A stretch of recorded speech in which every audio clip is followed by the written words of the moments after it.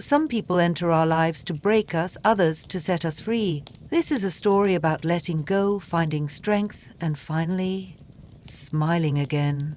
So Anna was sitting on the couch, staring blankly ahead. What was she supposed to do now? How was she supposed to live?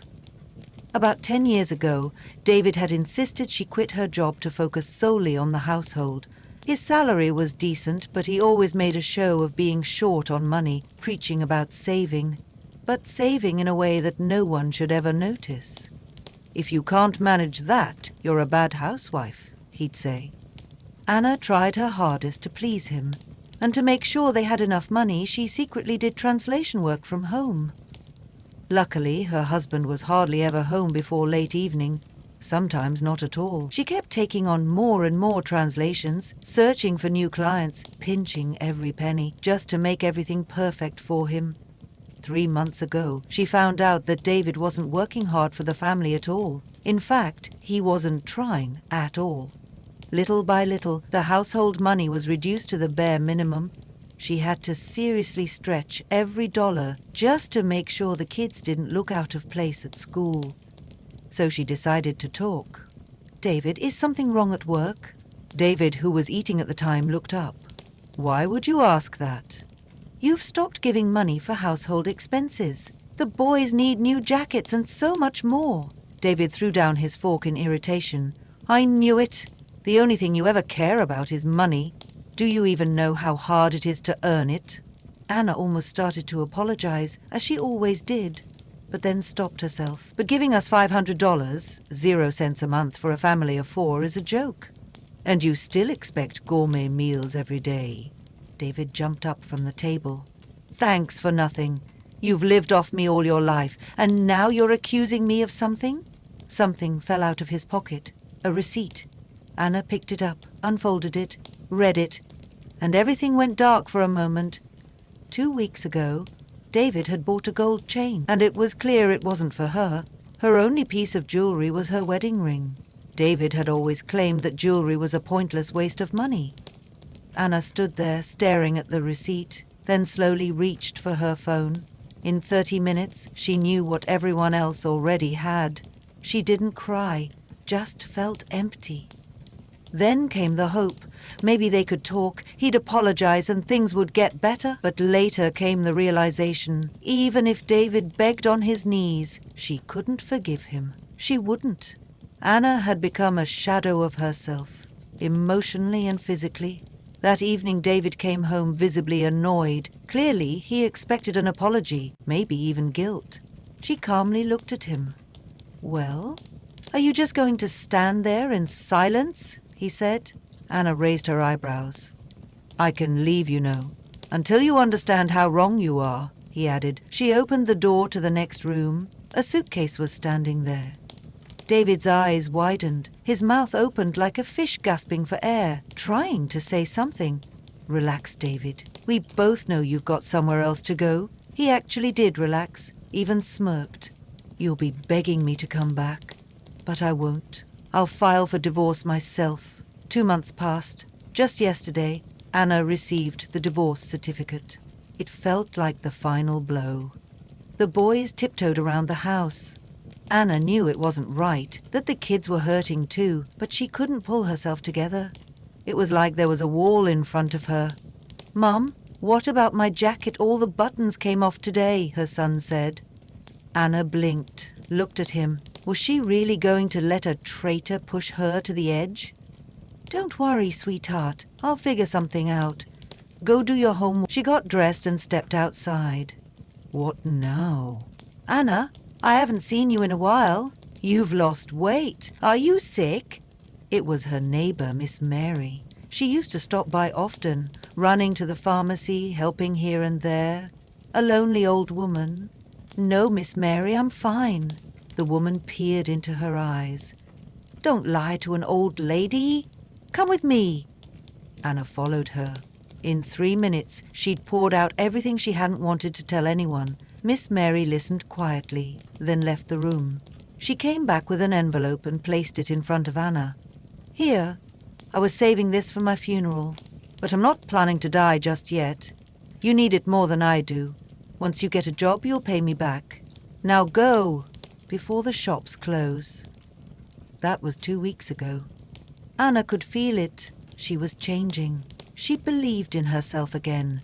Her shoulders straightened. She started doing homework with the boys, something she'd never had time for before, always running around after David.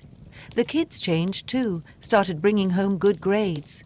Anna realized they could scrape by on her translation work, but scraping by wasn't enough. She wanted better. Just yesterday, she found a job posting, called, and got an interview scheduled for today. A fast-growing young company. The pay was solid, but there was one condition. Sometimes she'd have to work overtime. So the kids said they were already grown up and that Mum could make her own decisions. The owner of the company came out to meet her herself, and Anna felt a bit out of place. The woman looked at her as if Anna were some kind of curiosity. Anna even glanced down at herself to check if everything was in order with her clothes. Finally, the woman said, "Come in, my name is Megan." They talked for about half an hour, and Anna was satisfied. "Well, you can start on Monday," Megan said. "Excuse me, may I ask why there was such a long gap in your career? You're clearly a good translator, and your children aren't little anymore." Anna shrugged. "My husband didn't want me to work, so I stayed home." "Well, judging by your level, you can't even tell you've had a break," Megan said. Anna smiled. "Oh, I've always kept translating, just on the side. My husband didn't really like spending money on the family, so I had to take on freelance projects at night. Luckily, everything can be done from home these days." Megan raised her eyebrows. "Really? That's strange. Very strange." She gave Anna a puzzled look. "What exactly is strange?" Anna asked. Megan seemed a bit embarrassed and quickly said, "Well, your husband didn't want you to work, but also didn't give you money? That's well. Anyway, I'll be going, thank you." "Wait," Megan stopped. "Does your husband support you now?" "No," Anna replied. "And I'm not even going to file for alimony. I'll manage on my own." Megan smiled. "I have no doubt about that. All the best." As soon as the door closed behind Anna, Megan burst out laughing. "Oh my God, what a joke." Then she picked up her phone. "Hi, sweetheart, what are you up to? I wanted to ask, how much are you paying your ex-wife? Almost your whole salary? Is that really what she's demanding? What a nightmare." Megan frowned. Ever since David had moved in with her, it had seemed like they were finally on the same page. They had started dating in secret, of course. She'd heard plenty about his witch of a wife, and after the divorce, it was like the woman had gone mad, constantly asking for money, not letting him see the kids. Megan had believed him, supported him, helped him. But today, she'd met that very wife. To be honest, when she first saw Anna, she didn't believe it was her. Then she decided to talk, and the more they spoke, the more Megan liked her. After the conversation with the potential employee, she realized all her suspicions had been right, and she made an unexpected decision for herself, to hire Anna. On her first day of work, Anna got up early. She'd slept poorly out of nerves. The boys gasped when they saw her makeup. "Mum, you look so beautiful." Anna glanced at the mirror shyly. "Not too much, right?" Her eldest son smirked. "Oh, come on. You really are young and beautiful." The day went great. Megan came over to her several times and said, "Anna, your work ethic is amazing." "I just missed working," Anna smiled. "Didn't realize how much." After a week, Megan called her in. "Anna, I've issued you a bonus. It's the first time none of your documents were sent back for corrections. Usually about 30% come back." Anna thanked her and took the envelope. "Oh, wow, this is too much." "Anna, I hope we'll work together for a long time," Megan said. Then after a pause, she added, "No matter what happens." Only later did Anna understand what she meant. That evening she stepped outside and froze. Her ex-husband was standing there with Megan. They were arguing loudly. "Megan, what are you talking about? Breaking up? I left my family for you," David shouted. "Well, maybe it's time to curb your appetites," Megan replied coldly. Anna shuddered. Megan continued. David, I think you've been lying all along. Maybe your family believed you, but I won't. You don't give your wife or kids a cent. That doesn't look good on you either. David was outraged. You don't understand what she's like. She demands, she threatens. At that moment, Anna stepped forward. Oh, really, David? Maybe you should tell me what I supposedly demanded from you. You should have seen his face. What? What are you doing here? He stammered, looking between Megan and Anna. She works at my company, Megan said calmly. A great and responsible employee. Unlike you. David turned to Anna. I get it. You set all this up. You're still hoping to win me back. But it won't work, Anna burst out laughing. Only now did she realize she was truly free. Oh, please, David, she said. I wouldn't take you back if you were the last man on earth. I don't even understand how I lived with you for so many years. Megan opened the passenger door. Anna, let me give you a ride. We need to talk anyway. Anna nodded and, under her ex's stunned gaze, got into the car. They drove in silence. Eventually, Megan pulled over. I knew you were David's ex-wife, but you apparently didn't know who I was. Anna shook her head. Well, first of all, I owe you an apology. And second, Anna, I broke things off with David. He only seemed like someone trustworthy. But deep down, well, you know what he's really like. I just hope all of this won't affect our work relationship. So I'll give you the best recommendations. And I understand you, Anna smirked. Well, first of all, if you only knew how grateful I am to you for getting me away from David, you'd know there's no need to apologize. Secondly, you're a smart woman.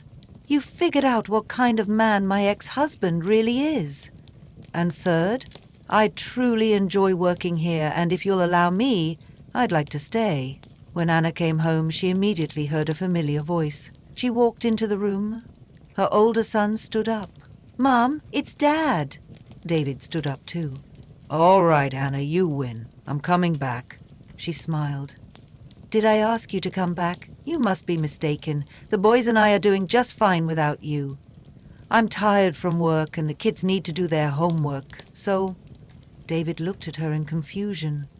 The older son gave her a subtle thumbs up and quietly led his little brother into another room. So, that's how it is? Exactly. You'll regret this, but it'll be too late, David muttered and walked past her with his chin raised. Anna calmly closed the door behind him, then peeked into her son's room. Hey, how about we have a little celebration tonight? Let's get a cake, maybe even Grandma's favorite pastry, and watch a good movie. The boys rushed to her from both sides. Yay! Cake! And suddenly realized how long it had been since their home was filled with such light, joyful laughter. If you enjoyed this story, I'd really appreciate it if you could support me with a thumbs up. Thank you.